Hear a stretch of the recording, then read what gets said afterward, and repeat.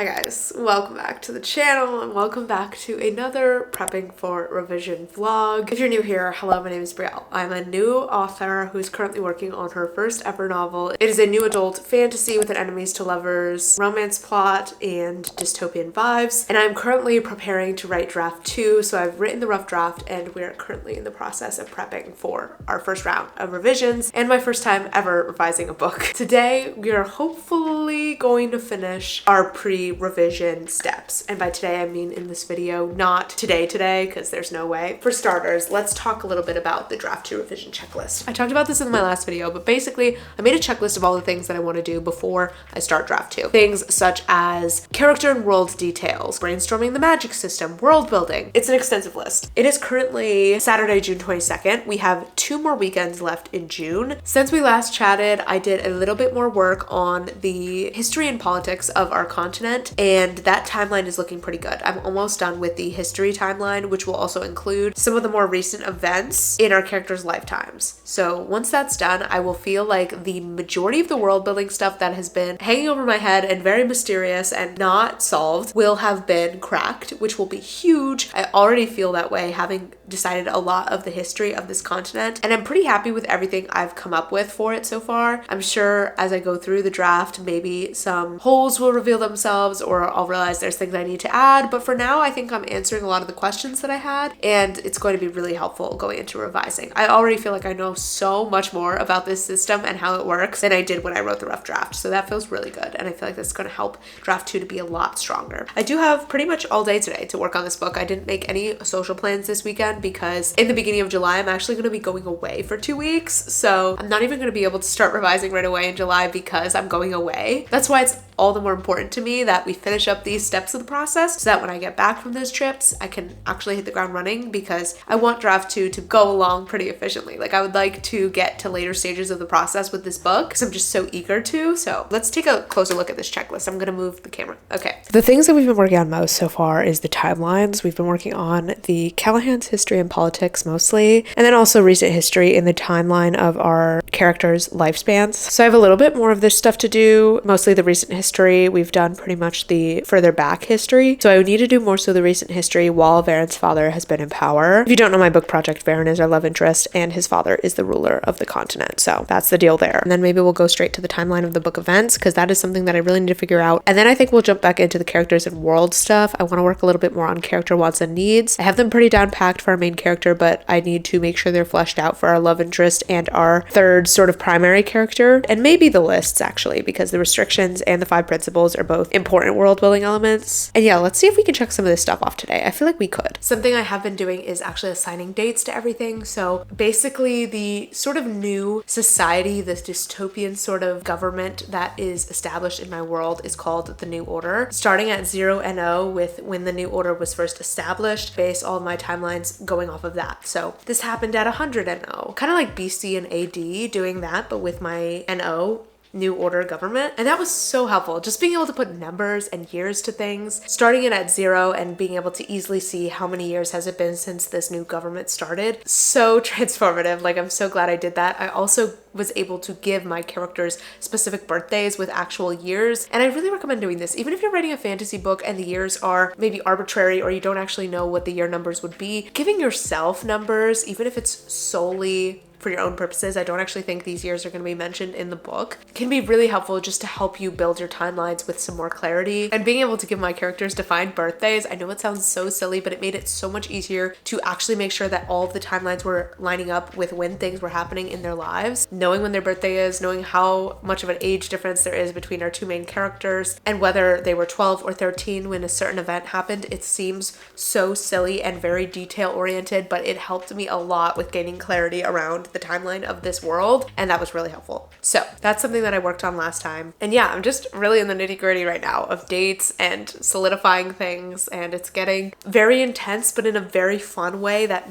really is making me feel immersed in this project and falling in love with it even more. And it just feels like more and more layers are building behind this story, where it's starting to feel very fleshed out and very beautifully complex and not so flat anymore, which is great. So yeah, I'm feeling really good about it. I really want want to start working on this right now. I'm thinking I'll take myself over to a cafe that I've been meaning to go to. I'm actually gonna have to drive there, which usually I walk to cafes, but I really want to check this one out. And I'm thinking maybe we can continue chugging away on the timeline while we're over there. So feeling really good. I'm glad I kicked off this vlog because I was honestly considering waiting till tomorrow or tonight to write, and I don't want to do that. I want to be sure that I'm prioritizing this project so that we can be hitting our writing goals. So if you're also working towards some sort of writing goal or deadline, I hope you get a little motivated from this video. We can freaking do it. We just gotta put in the time and attention and get focused.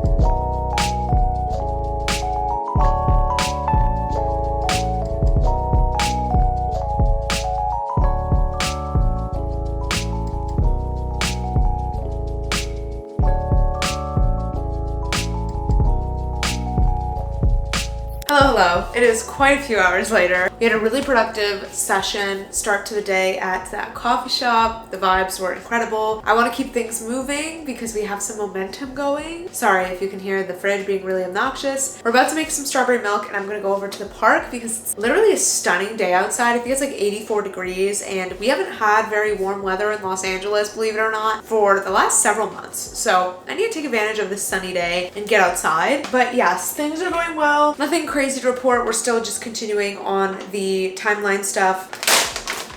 We're gonna put a few frozen strawberries. This has been my favorite thing to make at home lately when I just like want a fun little drink. It's literally so simple and so healthy as well. It's literally just strawberries and oat milk and it hits the spot every single time. I'm also thinking maybe I'll schedule a live stream for tonight because I know I'm not going to be able to stream this week. So usually I'll do my live streams Monday or Tuesday. That's not going to work this week. So I'm thinking we'll do one tonight since I'm already kind of in the mood to keep working on the project. Might as well stream as well. So we should probably get that scheduled before we go outside so that I can give you guys at least a few hours notice. I do like doing a stream weekly when I can. Not only is it like a good bonding experience for me and you guys, but also it really does help me to get some work done. It's best of all worlds, really. So I'm thinking that's the move tonight. You have to put it in my favorite little cup, of course. I'm obsessed with this thing. Hits the spot every time. That's so good, actually. Okay, we're gonna schedule this stream. I'm only gonna be able to do it like 2 hours in advance. Whoops, I probably should have scheduled it earlier today, but it's fine. I did take some pictures at the cafe earlier, so I'm just gonna pull those up for my thumbnail. I honestly love that live streams are such a thing in the authortube community. It's such a fun aspect of being on authortube and sharing your writing process is being able to kind of bond with other writers and all work together and struggle together and I don't know, be literally writing at the same time as 30 or 40 other writers. It's really, really cool. All right, live stream is scheduled. It's ready to go. We have an hour and a half until the stream starts. So I'm gonna get my butt outside because I wanna get some momentum going. And yeah, I just need long sessions of working on this right now. I just need to like get in there and like stir things up, you know?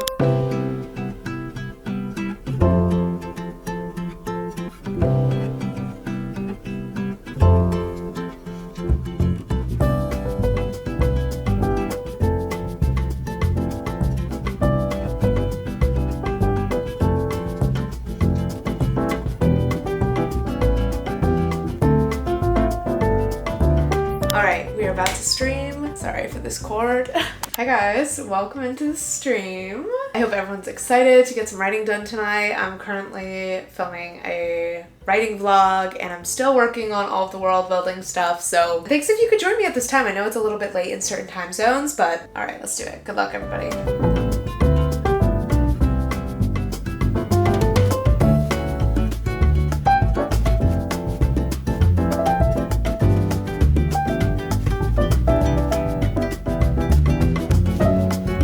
How was everyone's sprint? I made some good progress on my timeline and realized there was something that made no freaking sense. There was a day where they supposedly walked until like dawn, but once I actually mapped out what they were doing in that time, it really would only take them till like 10 p.m. We're cracking things open and trying to patch it back up right now. Hello. I'm not even gonna lie, it's been like a week since we've last talked. I have updates. Some progress has been made. Not as much progress as I wish has been made, to be totally honest, but I also don't think I'm giving myself enough credit. That being said, we're definitely not where I want to be before heading into draft 2, and tomorrow is July 1st, so I'm a little bit bummed. I really was hoping that I would be able to be fully prepped by the beginning of July, but it's just not looking that way, and I don't see a point in rushing into draft 2 just because I'm eager to get onto it, and I really don't want to fall behind with my writing schedule when I know that I'm going to be just so much more set up for success if I just take a little bit more time to finish off some of the stuff on my checklist. So I'm forcing myself to be okay with falling behind just a tiny bit. It is what it is. So some updates. I've gone ahead and highlighted all of the things on the checklist that I have accomplished, which it doesn't look like very much, I'll be honest. But basically we completed all of the timelines. I recently just finished the timeline of the book events itself, which was so nice and so clarifying. I was able to work it out so the entire events of the book pretty much take place perfectly within a month, which is kind of everything. And I know exactly which date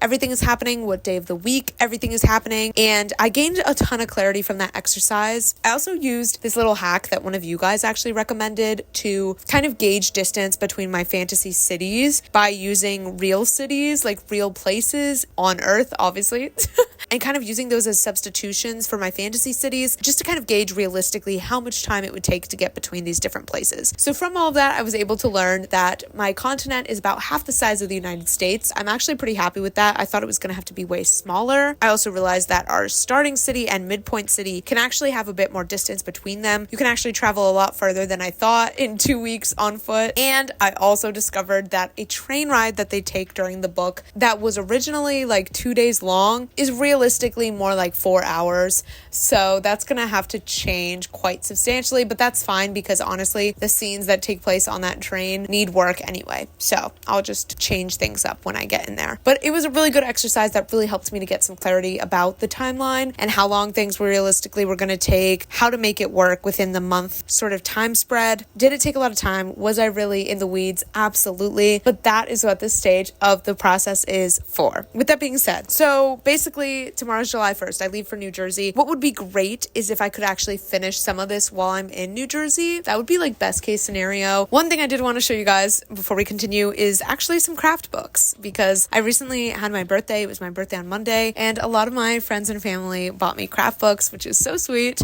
since they know I'm in my writing era. So I wanted to show you guys what I got. Quick little haul. So the first one I actually already had. I've had for quite a while. I realized I never actually showed it in a video. I showed it in a live stream, but never in a video. So I have the Emotion Thesaurus, which is basically a book that lists emotions and then ways to describe them through body language, which is so useful. So many writers, including me, struggle with getting repetitive when it comes to body language descriptions. So I know this is going to be a game changer, especially when I'm line editing and trying to clean up the writing to just have more interesting ways to describe emotions besides the same body language over and over. Going off of that, this one I did get for my birthday. I got the the rural settings thesaurus. I'm excited about this one. It's not quite what I expected. I thought it was going to be more about like landscapes and stuff, but it's more so like locations you would find in like a small town type of book. For example, man cave, bathroom. It has a bunch of those types of locations, and then it lists different ways you could describe the locations using the 5 senses, which is actually very interesting because, as a lot of people do, I tend to focus in on sight, and I want to include more of the senses in my description. So this will be really helpful. Shout out to my mom. Thank you for getting me this. Next, we have this plotting workbook, which I'm very excited about. This was a gift from my boyfriend. He basically said he saw me writing all over scraps of random paper and thought that that was not sufficient. So he got me this plotting workbook. I'll let you guys know when I try this out. I'm thinking I'm going to save this for a future project since I have already done a lot of the work on my current whip and it would be kind of repetitive. But I think for my next project after the Unraveling duology, I will definitely be using this. And its companion is the world building workbook. Again, probably will be used for my next project after the duology. Religious rituals, communication, health and wellness, like lots of ways to go in depth on your world. So I love this. And then this one's super freaking cool. My boyfriend also got me this book on the fundamentals of creature design. So it basically helps you literally design on an anatomy level your fantasy creatures using like references from obviously real life animals. I don't know. It's very cool. My current book is not like a high fantasy. It doesn't have any creatures, so I won't be using this right away. I just whacked into this plant. I won't be using this right away, but in the future, I'm sure I will write fantasies that do include like creatures and things like that. So I'm really excited to use this in the future. It's also very heavy. And last but not least, a book that I've heard about so much, and I'm sure you have too. My friend Mick got me a copy of The Artist's Way. My understanding is that it's a sort of a workbook to help you kind of tap into your creativity and become like the best artist you can be kind of vibe. So I'm really excited for this one. I've had my eye on it for quite some time. So really excited about all those craft books. And of course, as I dive into them, I'll let you know my thoughts. And if I have any favorites, I'll also link all of them down below if you want to check them out for yourself. And yeah, that's kind of it for this update. I'm hoping to get some writing in on the plane tomorrow and crossing my fingers that we won't fall too behind. I have 3 months scheduled to work on draft 2, so hopefully we can make up some time and still finish that draft by the end of September, which is the goal. I really don't want to fall behind on my overall book timeline, but I do think because I'm doing so much more work in this stage of the process than I was planning to, that will save me time later. So I just gotta like keep reminding myself that this is your reminder that if you for some reason are not able to meet some self-imposed deadline or one step of the process takes longer than you were anticipating, that is totally fine. This is my first time revising, so of course I wasn't going to know how this would actually go down, I guess. I'll talk to you guys next time I have an update, probably from the East Coast. Bye.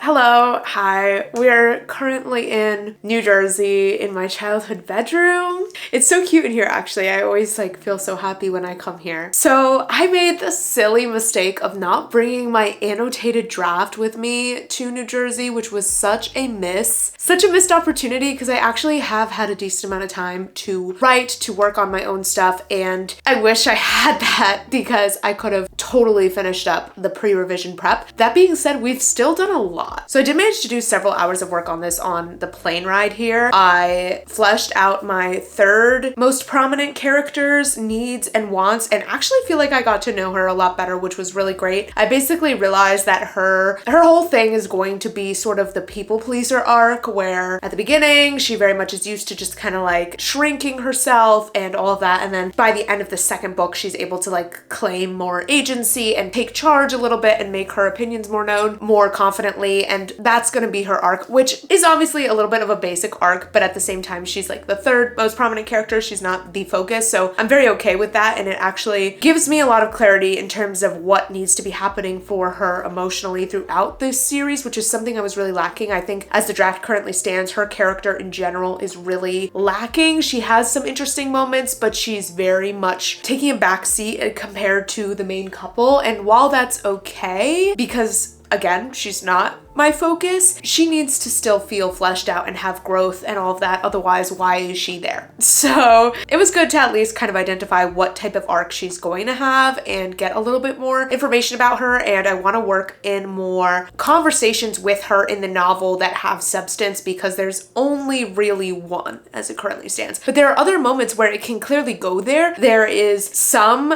sort of conversation initiated, but it dies out so quickly. And this is another thing, because I've been going back through the draft and I reformatted the chapters to be a little bit more readable, because genuinely I don't know how I was drafting the way my document is set up, because everything was like basically single spaced and it was so hard to read, so uncomfortable to read. So I formatted it to be a little bit more like how the formatted version looked in my printed out copy, and it's a lot more readable now. I think it's like, I don't know, maybe 1.3 spacing, something like that. Anyway, as I was doing that, it made it more obvious to me just how short and not complete a lot of the chapters are, and just like the conversations need to be so much longer. They need to talk in more depth, and so I think a lot of draft 2 is going to be fleshing things out. Honestly, I think this book is going to get a lot longer in draft 2. I feel like the longer I spent staring at this project in the pre-revision phase, the more I realize what needs to be done in draft 2, and the more things get added to the list of changes I want to make in draft 2 as well. Sorry if I'm like sitting so uncomfortably. I'm literally squatting right right now because I didn't bring a tripod. And so in order to fit in this frame and not be like sitting down here, I need to like squat. Another thing that I've realized as I've been doing the pre-revision prep is that I actually want to make a change that shouldn't feel substantial but is substantial in the setup portion. And I think I'm actually going to end up practically rewriting a decent amount of Act 1, which is a little bit crazy. Not totally rewriting, there will definitely be pieces that I can take, but basically I realized that I want to cut out the cell phone completely. So there is a cell phone in the first few chapters that serves as a way for our main character to communicate with the love interest after they initially meet in order to coordinate this journey that they're going to go on together. And I'm deciding to cut it out for two reasons. One, it truly, honestly, I think will feel like a curveball within the other world building that I've done. Now, I've mentioned that this book has some like dystopian vibes, and that's definitely true. And I've also played with, maybe it's more of an urban fantasy. I'm trying to think of how to describe it. It does not have those ultra modern vibes of an urban fantasy in the sense where computers and phones and everything is just incorporated into the world building. There's no other sense of that besides this cell phone. For it to be part of the plot just feels so out of left field because they're using physical maps and stuff. And while I think that they have like computer systems and things for security, why are they using physical maps but then also cell phones? Like the math is not mathing. I feel like phones have to be either obsolete or not exist is what I'm kind of thinking at this point, at least cell phones. Because they're also writing letters and stuff. It's just like, I just think it feels out of place. It feels out of place and it's going to be jarring to the reader for no real reason. Like, is there enough value add from having this cell phone that only serves a purpose in Act 1 if it's going to throw off the reader about the rest of the world building and make them question how developed is this society? Why are they then doing all of these other old-fashioned things? I just don't need to cause that confusion for no reason. Like, there's no purpose to the phone. It's not like technology is something that I really want to integrate throughout the duology. It's not. It's just this phone in the setup chapters. And then the second reason why I want to cut out the cell phones is just it's not very interesting. It would be much more interesting to have her have to meet up with the love interest in person in some other setting that can reveal more about the world than just having them chat over the phones, because that's just like not very engaging. And it happens twice. She calls him twice in two different scenarios. And why? It's like not interesting. So yeah.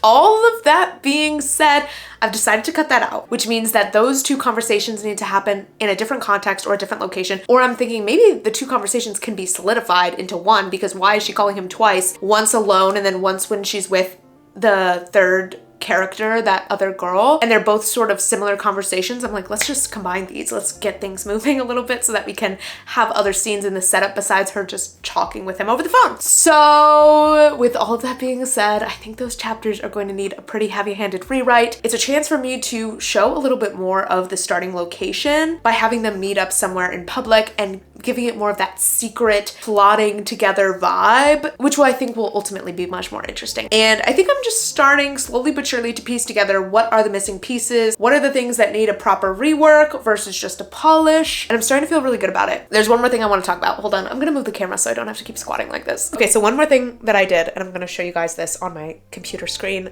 Spoilers incoming, okay? Don't look too closely. So these are my chapters of my book. So each of these cards, if you actually went into the chapter, is a chapter. So here's chapter 1, chapter 2, whatever, and I basically put a few sentence summary of whatever happens in that chapter. So basically, this is now sort of a chapter by chapter outline of the book as it currently stands in draft 1. This is going to be so helpful because it gives me a sense of what's actually in the draft as it currently stands. And then what I'm going to basically do is when I go into create draft 2, I'm going to start with basically recreating this, recreating the chapter pages with what happens within them, but change it to what I want to happen in draft 2. So for example, the scenes where it says Rhea calls Varen, since we're scrapping the phone, I'll change it to whatever that scene would then be. And I'll add in additional note cards for the scenes that I need to add or chapters that need to be added, and just kind of work through it that way so that I can take this base of what's in draft 1, alter it to what needs to be in draft 2, and then use that as my jumping off point when I actually start working on draft 2, revising chapters, writing new material, rewriting whatever needs to be rewritten. And yeah, so that feels good. I feel like that's going to be really helpful. I think the next vlog you guys see will be my first revision vlog, which is very exciting. So I'm going to finish up the pre-revision stuff off camera and be totally ready to jump into draft 2 next time you see me. Some ideas that I'm having of things I want to do while I'm working on draft 2 that I think will be so, oh, I did not mean to zoom in. Some Some ideas that I'm having of things that I think I want to do while I'm working on draft 2 that I think would be so freaking helpful is I want to essentially retroactively do almost like a dialogue first draft, in the sense that I want to, in one document, compile every little piece of dialogue that is said, as well as who said it, just to see what's on the page in terms of character interactions. Like I said, I think a lot of the conversations are underdeveloped, and there's a lot that's not on the page that needs to be on the page in terms of character interactions and dialogue. And I think just looking at it all at once, like what's actually being said in this book, would be so helpful. So that is absolutely something I want to do. I want to also do that for each chapter, maybe on the side or something in the notes section, because obviously emotional beats and stuff can happen in description, but at the end of the day, dialogue is so important. As a reader, I love dialogue. Dialogue is the thing for me. So draft 2 is going to be crazy, guys. Draft 2 is going to be such an improvement. It's going to be probably just as intensive in terms of work and effort as draft 1, if not more so. I think the book is going to be good after draft 2. I really do. At least I hope it will. Next vlog, we'll be entering into the trenches of draft 2 together. I did recently announce that I'm opening up my manuscript critique services for Q1 of 2025. So if you wanted to book me for next year, that is now open. If you want to lock in my current rates and book me in advance to keep yourself accountable for your writing project, whatever stage you're at right now, go ahead and do that. So that's January, February, and March of 2025 are now available for booking. And I do accept full-length manuscripts, but I also accept partial manuscripts if you want me to just read maybe your first few chapters, give you some feedback. All the information for that will be in the description on my website. Happy writing, happy Camp NaNoWriMo if that is something you're doing, and I'll talk to you very soon. Bye!